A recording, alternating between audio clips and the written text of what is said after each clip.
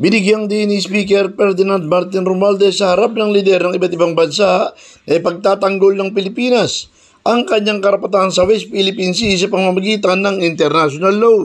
Ito ang inihayag ni Romualdez sa ika-129 Parliamentary Intelligence Security Forum o PISF na ginaganap sa Madrid.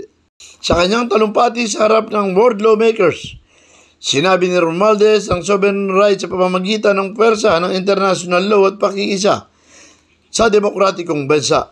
Muli ring binanggit ni Romualdez ang hindi matatawarang commitment ng Pilipinas sa 1982 United Nations Convention on the Law of the Sea at 2016 Arbitral Award na kumikilala sa sovereign rights sa exclusive economic zone at ang pagtutol sa maritime claim ng China.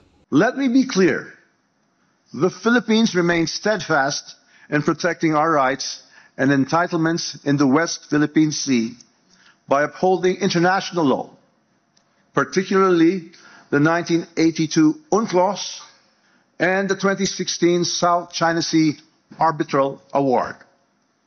We categorically reject attempts to undermine our sovereignty, sovereign rights, and jurisdiction through coercion or disinformation. Our approach is anchored on legal clarity, diplomatic dialogue, leveraging partnerships, and the peaceful settlement of all disputes. Ang pahayag ni Romualdez sa harap ng pinakabagong aksyon ng China Coast Guard na binugahan ng water cannon at sinagian ng isang Philippine Bureau of Fisheries and Aquatic Resources vessel sa Pag-asa K2 o Sandy Cay sa West Philippine Sea na nagsasagawa ng isang Marine Scientific Research Initiative.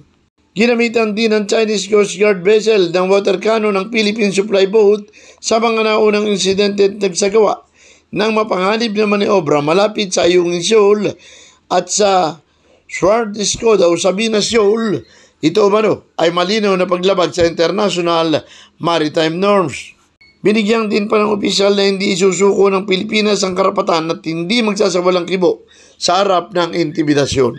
Nanawagan din ito para sa nagkakaisang aksyon na inspirado ng nagkakaisang pangarap ng kapayapaan at estabilidad at pandaigdigang kooperasyon. Ang 29th PISF na nagsisilbing husay ang Spanish Senate ay dinaluhan ng may 40 bansa na pinangunahan ni dating US Congressman Robert Pittenger. Felix Tambongco, The Observer News.